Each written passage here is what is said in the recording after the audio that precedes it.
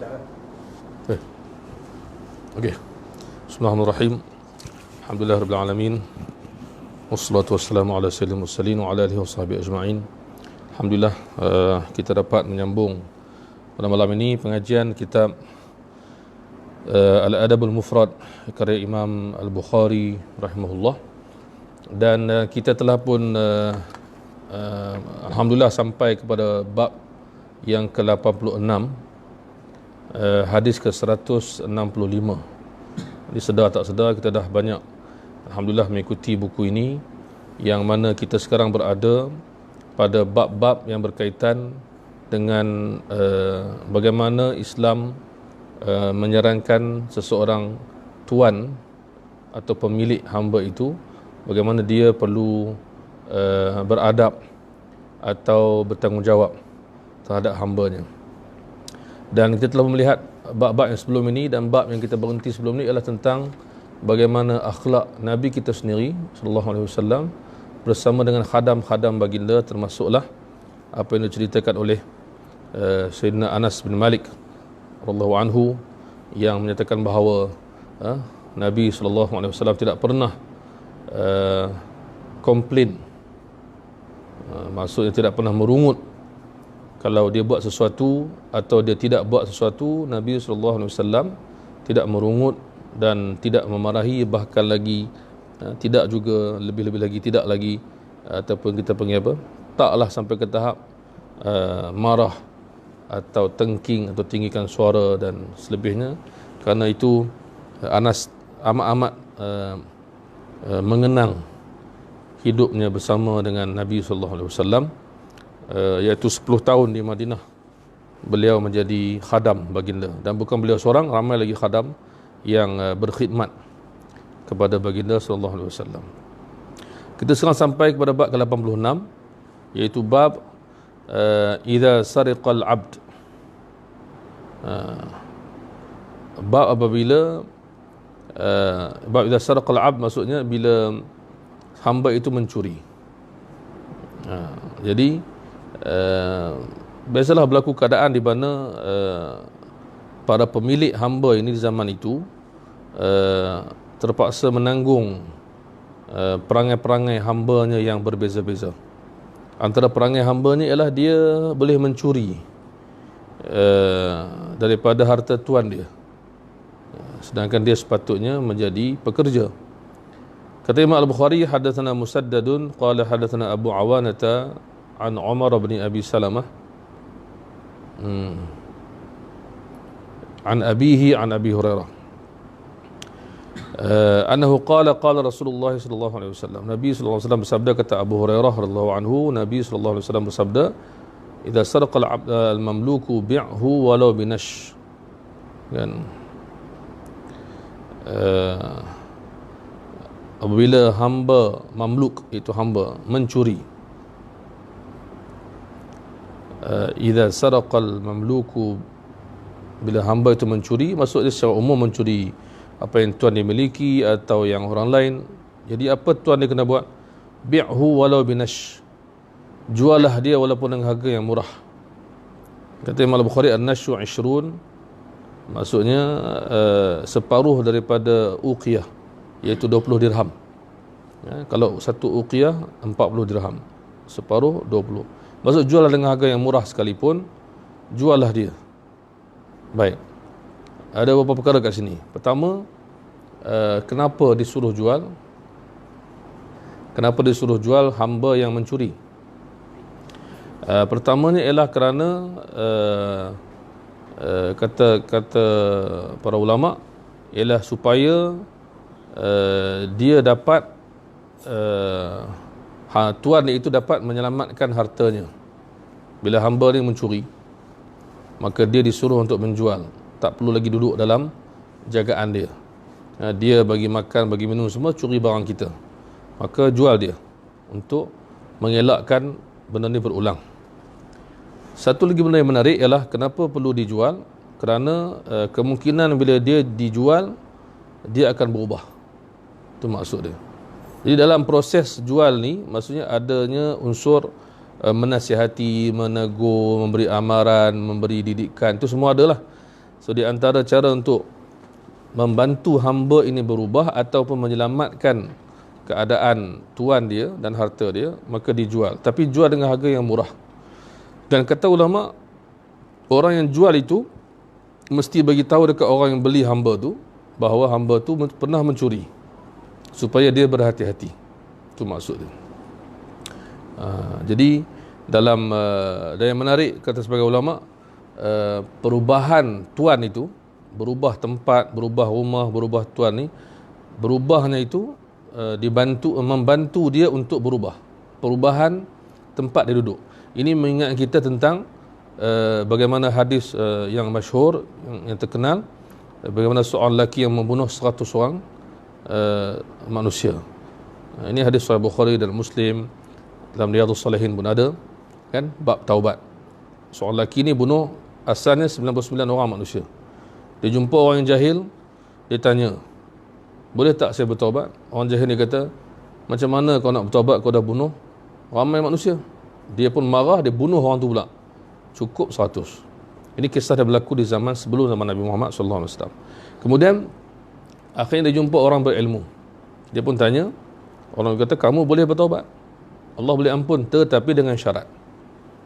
Maka di antara syarat itu ialah kamu kena berpindah ke tempat lain. Ini yang point dekat sini ni. Bila berpindah ni, membantu manusia itu berubah. Berpindah dan beribadahlah bersama mereka. Itu maksud saranan orang alim tu. Bukan orang alim tu kata pindah duduk diam-diam, tak. Pindah di sana, dia beritahulah kampung tu kat mana. Di sana kamu akan jumpa orang yang boleh bantu kamu, kamu ikutlah mereka bersama. So maknanya pentingnya ada kawan yang baik dan tempat yang baru. Di sini maksud itu sebabnya. Dan mestilah seorang pemilik hamba tu bila nak jual, dia kena beritahu kepada pembelinya bahawa hamba itu pernah buat silap begitu dan begini. Baik, kita masuk lagi bab ke-87, hadis ke-166, babul khadimi yuznib. Bagaimana khadam itu buat salah. Yuznib ni buat salah, buat dosa, buat kesalahan, maksudnya kepada tuannya. Jadi apakah tindakan, apakah saranan, itu maksud dia. Ini umumlah, tak melibatkan mencuri saja. Macam tadi, ini umum. Dan kita akan lihat dalam hadis yang kita akan baca ni bagaimana dikiaskan seorang tuan dengan hambanya yang buat silap banyak ni, yang buat hal dengan dia, dikiaskan kepada suami yang ada isteri yang tak jaga percakapan mulut dengan suami. Maka kita akan tengok kaitan hadis ni. Imam Bukhari membawa hadis sebagai untuk memberi maksud tentang khadam, tapi cerita dia serta pasal suami dan isteri. Itu penting kita lihat kenapa hadis itu disebut.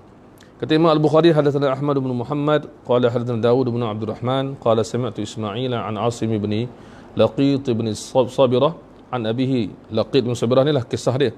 Kisah Laqit ni sahabat yang kisah dia ni sentiasa disebut dalam beberapa tajuk dan beberapa bab. Yang penting di sini ialah bab tentang seorang suami ada isteri yang tidak menjaga percakapan dan menyakitkan suami dia. Apa dia nak buat? Dia tanya Nabi sallallahu alaihi wasallam. Dia datang daripada jauh. Laqib bin Sabirah ni seorang sahabat. Okey. Baik. Dia kata intahaitu ila Nabi. Ini cerita dia dalam kitab Al-Adab Al-Mufrad ni. Kisah dia macam ringkas. Dalam kitab-kitab lain kisah dia panjang. Macam dalam Sunan Abi Daud kisah dia panjang. Iaitu dia kata dia datang jumpa Nabi. Maksud dia datang tu bersama dengan rombongan daripada luar untuk bertemu baginda sallallahu alaihi wasallam. Dia panggil wafd. Wafd ni maksudnya ialah tetamu yang datang, yang mereka dah Islam dah, di luar Madinah, jauh ke mana, dia datang kepada Nabi. Sentiasa Nabi menerima kunjungan tetamu. Itu maksud dia, rombongan kunjungan untuk jumpa Nabi.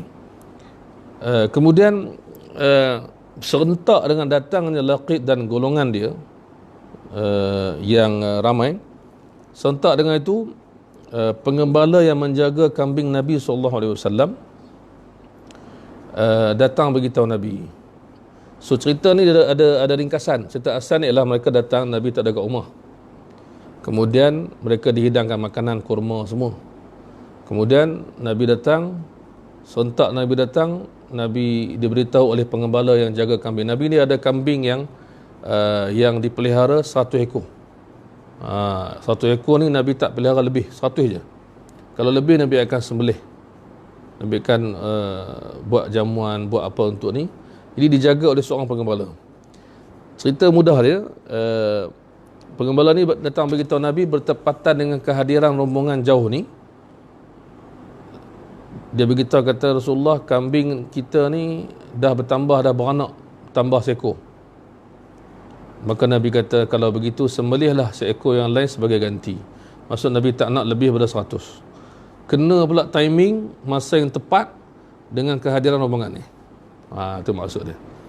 Jadi bila dihidangkan begitu, alhamdulillah, seronoklah mereka dapat. Tapi Nabi cakap lepas tu, dalam hadis sebut la tahsibanna. Jadi dalam riwayat Bukhari ni, la tahsibanna ni pendek. Dalam Sunan Abi Daud ada panjang dia, iaitu janganlah kamu menyangka aku sembelih kambing ni semata-mata untuk kamu. So sekarang cerita mudah dia. Pertama, tetamu datang rumah Nabi. Nabi SAW, keluarganya hidangkan kurma dan lain-lain. Kemudian Nabi datang, kemudian hidangkan kambing. So ini adalah adab dengan tetamu. Jadi kalau kita sebagai tuan rumah yang mampu kita buatlah untuk tetamu, kerana ini sebahagian daripada ganjaran yang Allah beri kepada kita ikut kemampuan. Sebab tu hadis Nabi SAW yang kita sedia maklum, Nabi sebutkan, "Man kana yu'minu billahi wal yawmil akhir falyukrim dhaifahu." Siapa yang benar-benar beriman dengan Allah dan hari akhirat, dia muliakanlah tetamunya. Maka muliakan tetamu tu mengikut kemampuan. Jangan tuan rumah rasa terbeban atau tetamu pula memaksa. Kan? Tuan rumah buat apa yang dia mampu. Okey, sekarang Nabi buat yang tu. Apa yang ada dia bagi. Kena pula kambing lebih, sembelih bagi. Okey, fine. Tapi yang kedua, Nabi juga faham perasaan tetamu dia. Apa perasaan tetamu dia? Tetamu dia akan rasa macam kita lah, cakap, susah payah aja buat macam ni kan. Kesian dekat Nabi, kesian dekat saudara saya, mai ni bukanlah nak suruh siapkan semua, susah payah aja. Susah aja. Jadi Nabi tahu yang tetamu ni rasa risau sebab adakah Nabi terbeban dengan kami datang sampai kena sembelih kambing. Maka Nabi kata jangan sangka begitu. Sebenarnya bukan macam tu. Sebenarnya kena dengan kamu datang, kambing aku bertambah dan aku nak kekalkan 100 ekor, aku sembelih seekor. Jadi Rasulullah faham mereka tak seronok dapat makan, tapi kita ni menyusahkan Nabi ke apa? Saya cakap kalau kita sekarang ni rasa bersalah pula lah. Sebab kita datang dia kena susah payah pula buat. Kan? Tapi setengah orang dia saya saja cakap dia, tapi dia suka makan juga kan. Dia cakap susah je, tapi dia makan. Kan? Orang yang bagus, orang tua-tua, orang kampung-kampung saya jumpa kadang-kadang di kampung kan, dia memang sepatutnya dia beritahu dulu datang, tapi dia tak beritahu sebab dia tak nak orang tu susah sediakan makanan.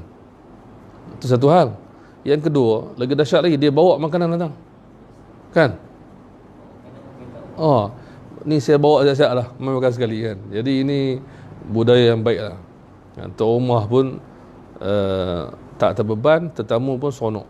Jadi Rasulullah tahu yang sahabat-sahabat Laqit bin Sabirah dan juga lain-lain akan rasa macam, aduh kita ni datang, Nabi sampai kena sembelih kambing, masak kan. Tak. Nabi kata bukan macam tu. Itu maksud dia. Sebab Nabi kata inna lana ghanaman mi'ah, kami sebab aku ada 100 ekor kambing, kalau lebih aku akan sembelih seekor sebagai ganti untuk kurangkan. Itu maksud. Dalam banyak-banyak orang bercerita tu adalah satu yang berkaitan tajuk kita. Sebab dia kata tu di antara yang Nabi sebut ialah la tadrib dha'inatak ka darbika amatak. Dipesan kepada lelaki ni. Cerita ni pun ringkas juga sebenarnya. Dia datang dalam riwayat Abu Daud lebih panjang. Dia datang kepada Nabi, dia mengadu lidah isteri dia. Maksud isteri dia suka bercakap yang menyakitkan dia. Kan, ini kadang-kadang Allah SWT uji manusia, tak tahu macam mana kan. Ada macam-macam ujian, kita minta Allah lindung kita lah. Kadang-kadang setengah orang kita tak tahu masalah dia apa kan. Saya pernah jumpa seorang hamba Allah ni, dia semua okey. Kan, semua keadaan semua cantik, semua soal anak masya-Allah, apa tahfiz lah apa semua kan. Tapi dia mengaku terus terang satu benda, mak dia. Kan? Abang cerita mak dia selalu menyusahkan dia. Tak nak menyusahkan anak lain. Apa-apa semua dia. So bukan mak menyusahkan, tapi mak dia memang nak dia je. Apa-apa. Itu satu. Dia kata orang tak tahu masalah dia, sebab tu dia tak boleh pergi jauh sangat, dia susah nak jumpa orang. Adalah cerita dia. Tapi dia baik. Dia jagalah. Apa mak dia nak, dia bagi. Mak dia dah makin tua kan. Dan yang menyedihkan dia, mak dia tak suka isteri dia. Dia tak tahu nak buat apa lah, dia kata. Jadi dia duit banyak, ilmu banyak, anak-anak elok semua. Tapi sini Allah uji kat dia kata. Kan, semana ustaz, dia kata saya nak buat. Saya tak boleh sakitkan hati mak saya. Isteri pun nak jaga hati juga. Jadi dia kata bila mak dia marah isteri dia sampai tak suka, dia tak boleh cakap apa dah, dia kata. Sebab ni mak dia kan, dia tak melawan. Mak dia nak apa, insya-Allah dia akan ada. Jadi sedangkan dia kata kepada saya, mak dia pun mengaji agama. Masuk mengaji talaqi, mengaji orang surau masjid. Tapi kan, situ je slack dia. Jadi orang tak tahu masalah dia. Kan? Orang kata kenapa ustaz tak boleh pergi sana, pergi sini kan, susah nak pergi ni. Dia tak mau cakap. Kat kawan-kawan baik dia cakap. Dia kata sebab dia serba salah. Sebab apa, bila dia contohnya pergi umrah kan, pergi apa, dia kena tinggal isteri dia, jaga mak dia. Jadi mak dia marah isteri dia kan. Jadi dia jaga mak dia, tapi dia orang yang soleh lah. Dia jaga mak dia. Itu bagus. Tapi hanya Allah yang tahu betapa susahnya. Jadi setengah orang diuji. Ini diuji apa? Sahabat Nabi. Diuji dengan kisah isteri dia cakap menyakitkan hati dia. Kan? Jadi dia beritahu, maka dalam hal tu Nabi, dia beritahu kat Nabi juga, tapi saya tak boleh ceraikan sebab dia kata dia ada anak, dia apa, dia ceritalah. Maka Nabi kata nasihat kan, dan tegur dan sebagainya. Dan antara yang Nabi sebut ialah jangan pukul isteri tu seperti pukul hamba. Ini poin dia. Ini poin Imam Bukhari. Maksudnya kenapa hamba tu dipukul? Kerana dia buat silap. So poin Imam Bukhari nak beritahu bahawa khadam yang buat salah boleh dihukum. Tapi Imam Bukhari bawa cerita lain yang ada maklumat sampingan. Itu kelebihan Imam Bukhari lah. Dia bawa bila Nabi kata janganlah pukul isteri kamu macam pukul hamba kamu. Jadi kenapa seorang tuan yang baik nak pukul hamba dia? Kerana hamba dia buat silap. Kan, hamba pekerja buat silap, boleh tegur, beri amaran. Kalau silap lagi boleh hukuman. Hukuman itulah maksudnya. Jadi poin Imam Bukhari nak beritahu ni ialah seorang tuan, walaupun dia disuruh menjaga tanggungjawab di terhadap hamba dia, dia boleh hukum hamba dia kalau betul silap. Itu maksud dia, kalau betul silap. So hadis ni sebahagian daripada poin yang tersirat ataupun poin yang sikit ada Imam Bukhari ambil. Dan hadis lepas tu, dan hadis Laqi' bin Sabirah, sambil-sambil Nabi cakap benda tu, Nabi cakap benda lain seperti yang lepas tu, wa idza stanshaqta fabaligh illa an takuna sha'ima. Kalau kamu nak berkumur atau masuk air ke hidung ketika berpuasa, jangan berlebihan. Ini hadis dan lafaz yang kita selalu jumpa ialah apa tu, wa baligh fil istinshaq illa an takuna sha'ima, kan. Jadi hadis tu tak ada kena mengena lah. Hadis tu pasal puasa. Yang awal tu yang penting. Baik. Kemudian bab ke-88, bab man khatama ala khadimihi makhafata su'iz dhann. Dua bab yang lebih kurang sama, sebelah menyebelah. Kita tengok satu-satu insya-Allah. Yang pertama kata Imam, maksudnya bab seorang tuan, dia sentiasa semak atau sentiasa berhati-hati dengan hamba dia supaya tidak suuzon. Maksudnya macam ni, Maksud bila hamba zaman dulu, pekerja dia, tuan dia akan suruh dia pergi macam-macam tempat. Kadang-kadang hantar barang, hantar duit, ambil barang, beli barang, ambil duit. Jadi adakah percaya macam tu je? Ataupun tak percaya? So kena selidik, kena check, kena double check, kena sentiasa berhati-hati. Itu maksud dia. Dan ini bukan satu benda yang nak tunjukkan bahawa tuan dia sangka buruk. Ini nak mengelakkan daripada berlakunya kesilapan, supaya berhati-hati. Kata Imam Al-Bukhari, hadatsana Bishr bin Muhammadin qala akhbarana Abdullah qala akhbarana Abu Khaldah an Abi Al-Aliyah annahu qala kunna nu'mar an nakhtima 'ala al-khadim. Abu Al-Aliyah ni adalah berkenaan tabi'in, ataupun kita boleh panggil tabi'in yang menarik juga. Cerita dia ialah dia ni mukhadram. Mukhadram ni maksudnya apa? Mukhadram ni dua alam, iaitu dia hidup zaman Nabi tapi tak sempat jumpa Nabi. Maka lepas Nabi wafat, dia masuk Islam. Dia dipanggil, istilah dipanggil tabi'in mukhadram, tabi'in dua alam.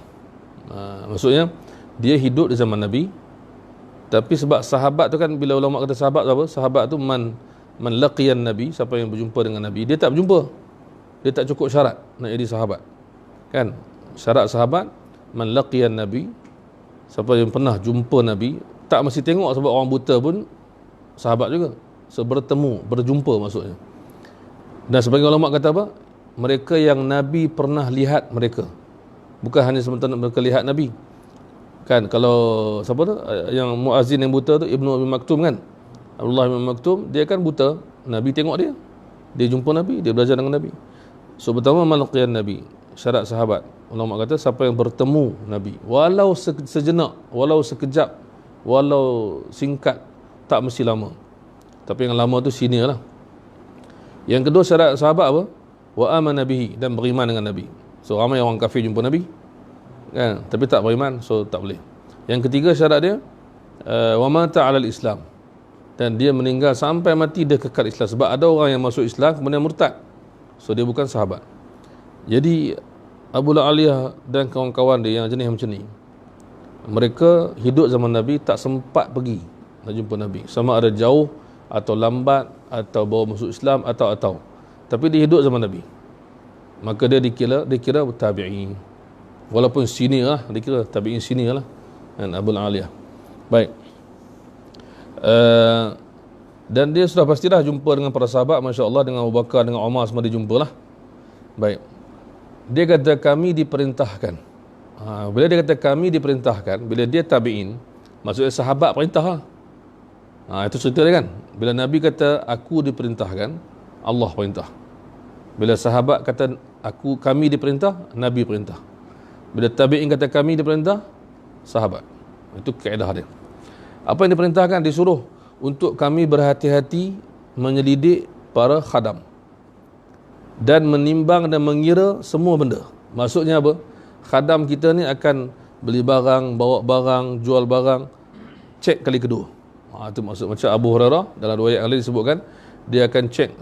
Kalau dia suruh khadam beli barang, balik kira sama tak macam aku suruh. Kalau sahabat ni hantar khadam, cek betul-betul, lepas tu cek sampai tak, dapat tak, cek banyak kali, double check untuk berhati-hati. Kenapa? Karahiyatan yata'awwadu khuluqasu, untuk mengelakkan khadam-khadam kami menjadi perangai yang buruk, berperangai buruk. Bila kita buat tak tahu, dia akan leka. Bila leka, dia akan jadi tabiat. Dia ta'awwadu maksud jadi adat, kan? Dia tabiat macam bos, bila dia tak check pekerja dia time to time, dia tak check, dia biar je. So pekerja kata, alah bos bukan check pun, kan? Lepas tu student macam tu juga, alah cikgu bukan check pun, kan? Sekali spot check, telefon penuh, kan? Maknanya dia bawa tu sebab apa? Tak ada orang check pun, kan? Ada yang sampai ke tahap orang kata apa, jadi adat. Itu yang sahabat dia kata, masa ke semasa kami akan betul-betul jaga supaya mereka tidak terlintas nak ambil benda-benda ni, nak buat silap. So mereka jadi orang baik. Kan sentiasa diingatkan. Au yadhunna ahaduna dhanna su. Ataupun kami pula yang nanti sangka buruk. So biar kami cek betul-betul. Bila cek, alhamdulillah kamu orang yang baik. Kamu hamba yang patuh. So bila kita buat benda ni, menunjukkan para sahabat nak mengelakkan dua benda dia. Satu, mengelakkan sangka buruk diri sendiri, tuan dia tu. Bila cek, alhamdulillah, rupanya cukup.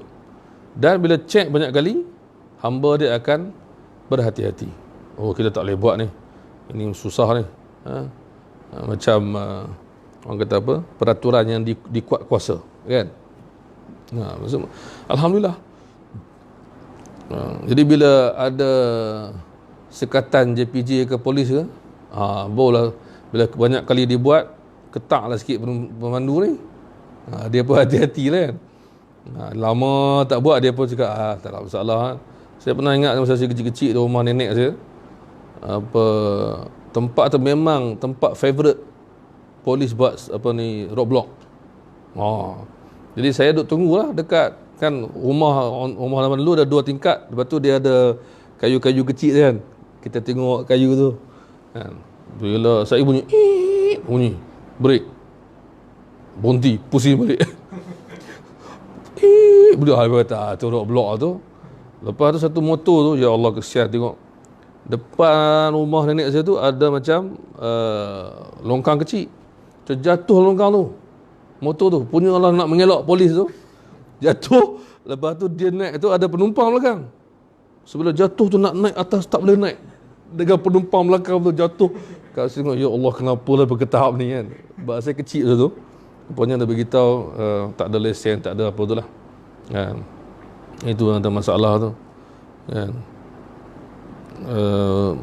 Ini orang kata apa? Spot check para sahabat terhadap para khadam, para hamba. Sama juga yang lepas tu. Yang ni tabi'in. Lepas ni sahabat.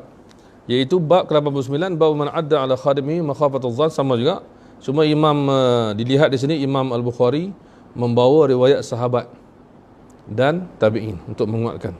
Dan lepas tu dia beritahu juga soal sanad. Kita akan tengok macam mana, kenapa diulang. Kata Imam Al-Bukhari, hadatsana Abu Nu'aim qala hadatsana Israil. Kita dah sebut Abu Nu'aim ni ialah ramai ulama nama Abu Nu'aim, tapi Abu Nu'aim yang Bukhari punya guru ni Abu Nu'aim, nama dia Al-Fadl bin Dukain. Ini antara guru yang hebat. Saya cerita rasanya macam mana dia cuba dicek hafazan dia dan dia tendang murid dia. Kan, sebab apa ni, dia marah murid dia, cek dia. Dan murid dia kata apa? Murid Yahya bin Ma'in dia kata, tendang tu yang aku suka. Kenangan indah guru aku tendang aku sebab bukti guruku hafal semua hadis dia. Itu dah lebih baik. Imam Ahmad kawan dia kata, aku dah cakap kau jangan buat dan kau dah kena tendang. Tak apa, tendang tu lebih aku suka. Ingatan, kenangan indah tu. Baik, dia kata Israilu an Abi Ishaq. Israil ni kita dah sebut tadi, Israil bin Yunus. Abu Ishaq tu datuk dia. Dia ambil datuk dia. An Harithata binti ibni Mudarrib. So inilah dipanggil rawi yang Imam Bukhari lepas tu bagi tahu bahawa Abu Ishaq ambil daripada Harithah. Atas dia kata an, bawah dia kata dia kata sami'tu.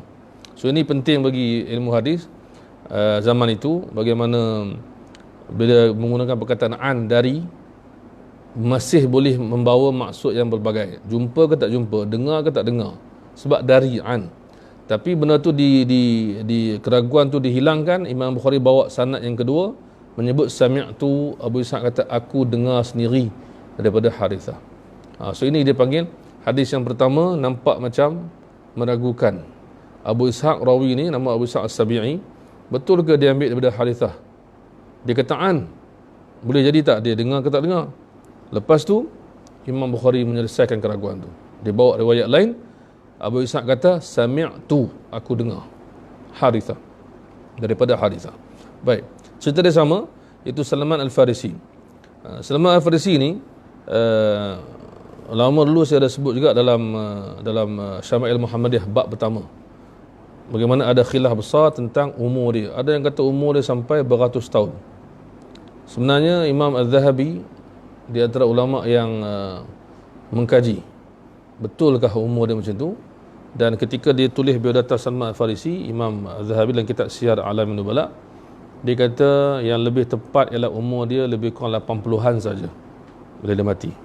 Bukan seperti yang didakwa ratus-ratus tahun, 300 tahun, 400 tahun, bukan. Dia dah bagilah bukti-bukti dia dalam beberapa riwayat. So maknanya ada orang dakwa, ada orang kata. Jadi bila ulama-ulama yang membincangkan biodata sahabat, dia cek balik, dia bawa balik. So saya ingat tu ialah Imam Az-Zahabi menolaklah pandangan yang umur dia 300 tahun tu, menyatakan umur dia lebih kurang 80-an saja. Baik. Dia ini kita tahu bahawa dia merantau mencari kebenaran.